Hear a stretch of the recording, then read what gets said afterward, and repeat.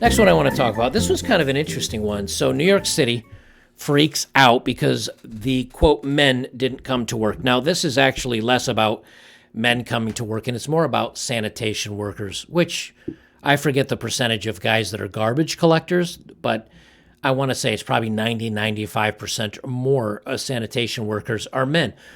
Well, these same guys are the people that are the ones that people talk crap about. Like there's the comic where a woman's talking to a little girl and she says, "See, honey, this is why you want to go to college so that you don't become like him." And they're pointing to a trash man.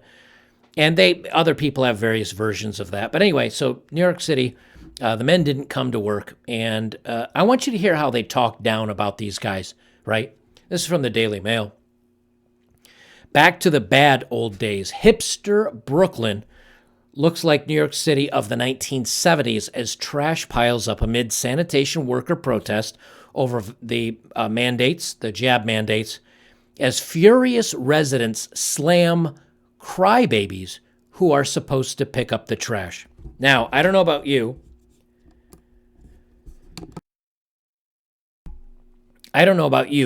But calling somebody a crybaby and insulting them is usually not the fastest way to get them to go back to work.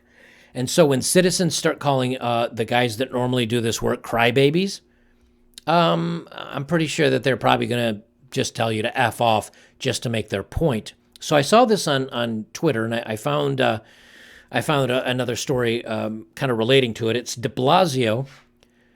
De Blasio lets New York City rot. Garbage begins piling up across the Big Apple after nearly 1,440 sanitation workers were placed on leave for failing to get the jab. They say about 1,440 of the city's 7,200 sanitation workers. So, I mean, that's what, 1/5 roughly? Well, they say right there, nearly 20% were placed on administrative leave Monday for not being jabbed. Garbage has been piling up across the city as a result of the shortage in staffing and due to a protest of outgoing Mayor Bill de Blasio's mandate. Mayor-elect Eric Adams has already vowed to revisit the mandate by negotiating with the unions across the city.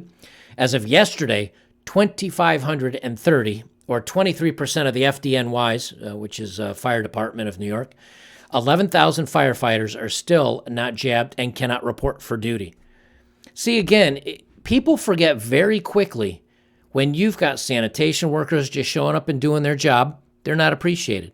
When you can pick up the phone or pull a fire tab on a wall and the fire department shows up, they put out the fire, they maybe help somebody that might be having a heart attack or other medical issue.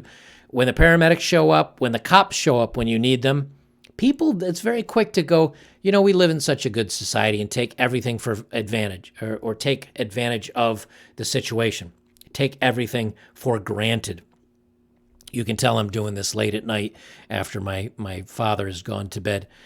But the minute things start going south, all of a sudden it's a different thing. And that's why I love when these women say, "Oh, a world without men would be a utopia."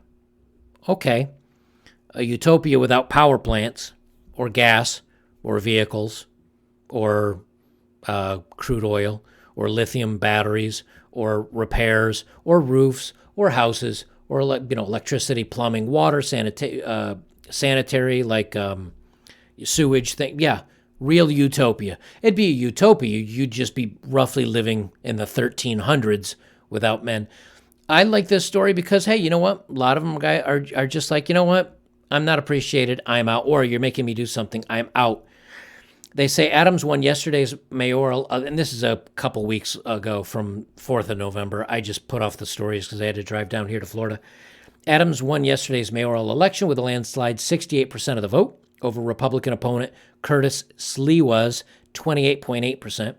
He's already promised to sit down with unions to negotiate the jab mandates that have not only impacted waste collection throughout the city, but have also stretched the FDNY thin. As of yesterday, 23% of the firefighters are out.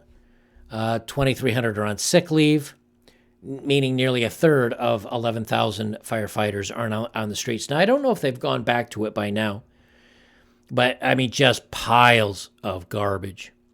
You know what's interesting is that I'm always I'm always a proponent of you get what you asked for. So in a case like this, really statistically, the last time that New York City was low on crime, doing pretty well, was when there was a Republican, I forget his name, that was running New York City. Again, one of those things I'll remember about 5 minutes after. Giuliani. That's it. So Giuliani's running it. And then I think it was Bloomberg that came in after him, and he did a good job with it. So the city was doing pretty well, and then since then it's kind of slid off. But it kind of goes Democrat, Democrat, Democrat. And again, I'm not trying to make this political, but when the same party stays in and the party's not working out well for you. Many times I'd say, hey, you know what? Vote for the independent. Vote for somebody that's doing different than what's being done there. But when people keep voting for the same thing, there's part of me that's like, okay, then maybe they like the way things are turning out and they want to keep things the same. And again, I have no problems with that. But now they're complaining because everything's getting trashed up. Of course, crime's going through the roof and everything else. But I looked up this out of curiosity, and you guys get the idea. I mean, there's not much more to read down through it here.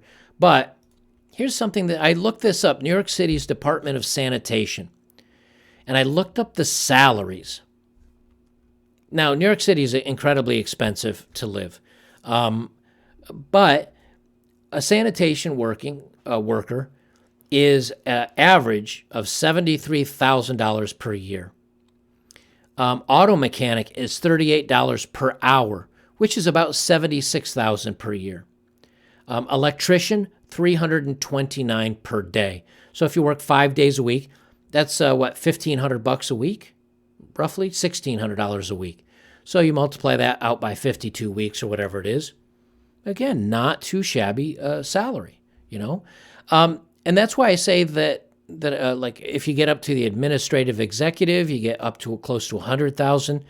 And I know New York City is a lot more expensive than middle of America, but you know, for a lot of these degrees that you read so much about, like the underwater yoga meditation and relaxation studies from New York. These are going to put you in the hole $100,000, $200,000 for the degrees. I don't think you're going to be making much more than that, at least starting out. Now, maybe eventually you'll get up to, I don't know, 100, 125,000 if you work for some foofy, spa or something like that.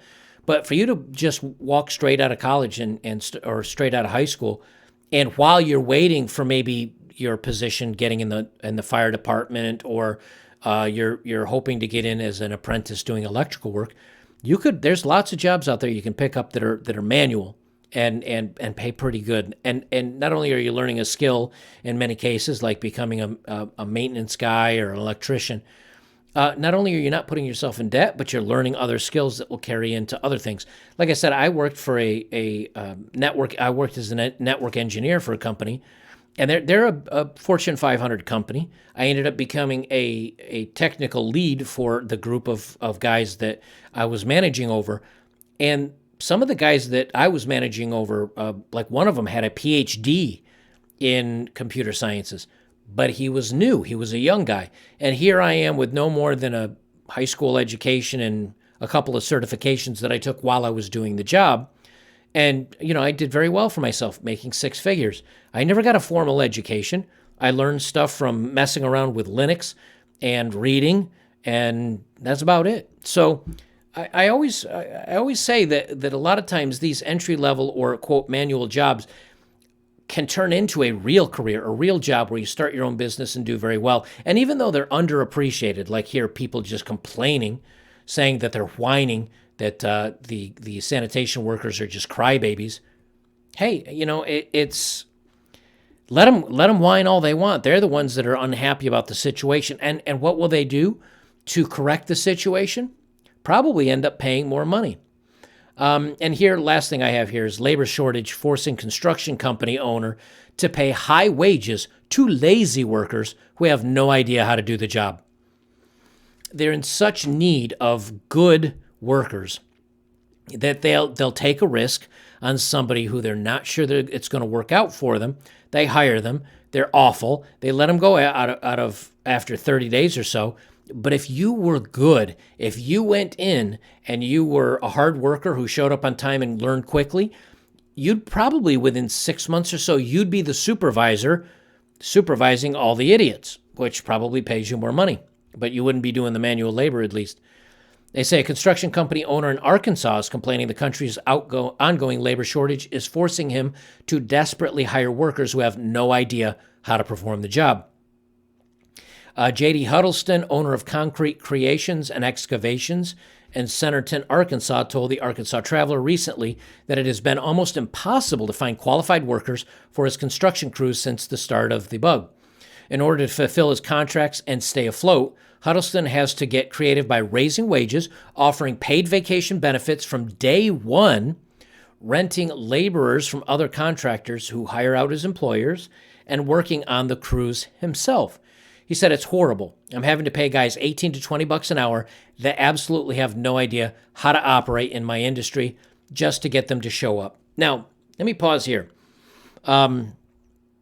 They do say, according to the Bureau of Labor Statistics, construction laborers earned an average hourly wage of $21 or $43,500 per year on a full-time work schedule. Now, let me say this. What he's basically saying is, I'm hiring people that don't know how to do this job at the average hourly salary across the country. And I know as a young person, you say, 20, 21 bucks, 43 grand a year. Like that's pretty good money. Like that's pretty solid money. But these companies should pay more because I hear a lot of that. I hear a lot of that of, the Walmart and the McDonald's, they report making billions of dollars in increased revenue. But in the meantime, they don't pay the workers enough. So I don't want to work there. I get that. And I actually understand holding out for a better salary. But you also have to weigh the how much knowledge or how much technical knowledge do you need to do the job. If you just need to go, I worked at Burger King when I was like 15 years old. Wasn't tough. I think I got, back then, minimum wage was $5.25 an hour, I think. And I still lived at home and everything, so it's not like I had to support myself off of that. When you get a paycheck for $73 while you're a kid in high school, not exactly earth-shattering and groundbreaking. But the point is, you could walk out, you could start at 20 bucks an hour, and if you're a good worker, you can learn halfway quick, you're not lazy, you show up on time. Maybe within 3, 4, 5 months, he realizes, wow, this guy's really good. He sticks around, he shows up on time. I want to keep him. I'm going to give him 23 or 25 bucks an hour. All of a sudden, you're making 50 grand a year as an 18, 19, 20-year-old guy fresh out of high school, and you're learning a skill, and you're learning other. So if you're working on a construction site, maybe you learn concrete. Maybe you can watch or talk to. I haven't worked on a construction site. Maybe you get a little bit of time to kind of watch what the plumbers are doing or learning the trade. Then maybe you can become a home builder or an architect or whatever you want to do. The whole thing is, though, that so many times the people in their ivory towers talk down about men. They crap on men, not realizing that if men aren't around, things don't get built, things don't get fixed, things don't get cleaned up. And only when that all disappears do they actually go, oh, this is actually a problem. Maybe I should care about these people. Or maybe even if they don't care about them, at least they'll say, well, maybe I need to pay them more. I'm all about making these corporations struggle a little bit until they raise enough money. But if you can get in on the ground floor, I still think this is a better way to go versus going to a college where they're going to try to cram feminism woke crap down your throat. And the same token charge you $10, $15, $20, $30, $50,000 a semester for this crap. And you get out and you have a degree in something, I don't know if it's STEM or something that actually pays well, I get that. But if it's just kind of I don't know what I want to do, so I guess I'll go to college and I'll pick a degree at some point, you're just going to get yourself in debt. Better to go get a job like this until you figure out what you want to do while you make your money.